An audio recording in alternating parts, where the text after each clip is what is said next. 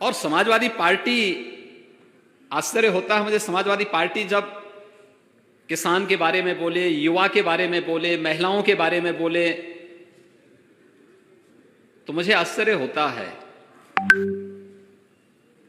प्रदेश के अंदर हम लोगों ने एंटी भूमाफिया टास्क फोर्स बनाया हुआ है। 67,000 हेक्टेयर से अधिक लैंड हम लोगों ने इन भूमाफियाओं के कब्जों से मुक्त कराई है। ये ज्यादातर जमीनें सत्ता में रहने के दौरान इन लोगों ने जबरन किसानों की ही दबाई थी या सार्वजनिक जमीनों को कब्जा किया था। प्रोक्यूरमेंट जितना पिछले 3.5 पौने 4 वर्ष के दौरान हुआ है, महोदय मैं दावे के साथ कह सकता हूं कि किसी भी सरकार की, वह समाजवादी पार्टी की दोनों बार की सरकार रही हो, 2003 से लेकर के 2017 के बीच में, और बहुजन समाज पार्टी की सरकार रही हो, ये सभी अपने समय के कार्यकाल को देखें और फिर तुलना करेंगे इन 3.5 वर्षों के कार्यकाल के दौरान, तो इनके 5 वर्ष के कार्यकाल पर 3 वर्ष का कार्यकाल कई बार हावी होता हुआ दिखाई देता है, भारी पड़ता है। हर उस केंद्र पे जो धान क्रय के लिए केंद्र खोले गए हैं, उस सब पे धान क्रय लगातार चल रहा है, कहीं कोई समस्या नहीं। बृहद पैमाने पर धान का क्रय प्रदेश के अंदर हो रहा है। उत्तर प्रदेश में मैं कहता हूं जितना हम 1 साल में क्रय कर रहे हैं, बहुजन समाजवादी पार्टी और समाजवादी पार्टी के 5-5 सालों का रिकॉर्ड आप देख लीजिए, जितना इन्होंने 5 साल में नहीं खरीदा, हमने 1 साल में उतना धान किसानों से सीधे खरीदा है और एमएसपी उनके खाते में भेजा है। अभी सुना है कि उन्होंने कहा दलालों को रास नहीं आ रही अन्नदाता की खुशहाली। इतना बड़ा धोखा, इतना बड़ा झूठ कोई सदन में बोल सकता है? इतना बड़ा झूठ बोल दिया गया। मैं उनसे जानना चाहता हूं, क्या उनके गोरखपुर में, महाराजगंज में, कुशीनगर में, देवरिया में, संत कबीर नगर में, बस्ती में, गोंडा में, फैजाबाद में किसानों को क्या धान की एमएसपी दिला पाए हैं? किसी जिले में दिलाए हो? पूरे उत्तर प्रदेश में किस किस किसान को कितना दे दिया एमएसपी? हम जानना चाहते हैं धान की क्या कीमत दी आपने। आप अभी भी गन्ने का बकाया कहते हैं कि कई सालों का हम जोड़ दें, कई सालों का हम जोड़ दें तो उतना भुगतान किया है। मैं उन्हीं से जानना चाहता हूं कि आखिरकार गन्ने के सुधार में और उत्तर प्रदेश में किसानों की मदद अगर किसी ने की तो समाजवादी पार्टी ने की, और आज भी जो चीनी मिलें और जो आधार खड़ा है वो समाजवादी पार्टी का देन है। कहते हम चीनी मिल बेच रहे थे।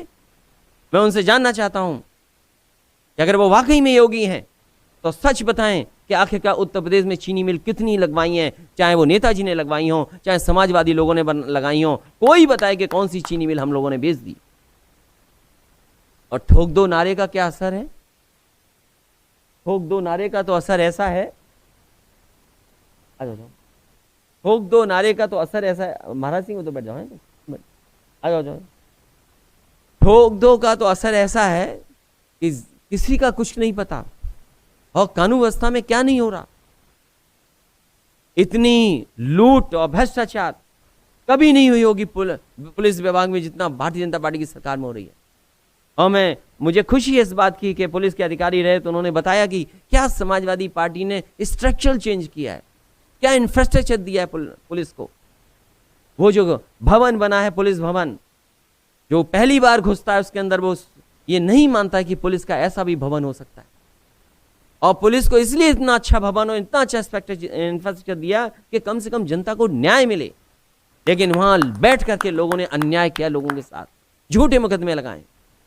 ये 100 नंबर इसलिए नहीं बनाया गया था कि आप उनकी गाड़ियां खत्म कर दें। 100 नंबर इसलिए बनाया गया था कि रिस्पॉन्स सिस्टम बेटर हो, लोगों को अगर जरूरत पड़े तो समय पर पुलिस पहुंच जाए, और समय पर पुलिस पहुंच जाए तो उसी समय लोगों की मदद हो जाती है। और कौन भूल जाएगा मुख्यमंत्री की वो भाषा, क्या सांप और छछूंदर वाली बातें ये कह रहे हैं। बताइए, ये भाषा है इनकी। अभी तो बहुत सारी और भी भाषाएं हैं उनकी, उसके बारे में नहीं कहूंगा। लेकिन एक बात मैं जरूर कहना चाहता हूं कि कल के भाषण में उन्होंने सदन में कहा, सोचिए, कोई अगर सदन में गलत बात कहे तो उसको कौन सजा दे सकता है? वो जनता सजा दे सकती है। और मुझे भरोसा है कि उत्तर प्रदेश की जनता सदन की कार्रवाई को देख भी रही है, सुन भी रही है और मंथन भी कर रही है। हमारे भारतीय जनता पार्टी की सरकार के मुख्यमंत्री जी ने कहा कि अन्नदाता के लिए एमएसपी की जो बात की जा रही है, उस एमएसपी को वास्तव में प्रधानमंत्री जी नरेंद्र मोदी जी ने किसानों को दिया है। बताओ, ये सदन में कहा गया, कौन स्वीकार कर लेगा इस बात को?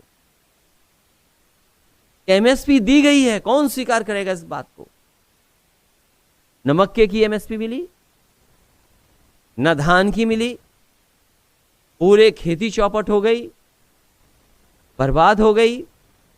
और जितने भी कानून बने हैं वो बड़े उद्योगपति, बड़े घरानों को लाभ पहुंचाने के लिए बने हैं और खेती पे भी कंट्रोल बड़े लोगों का पहुंच जाए इसलिए कानून बने।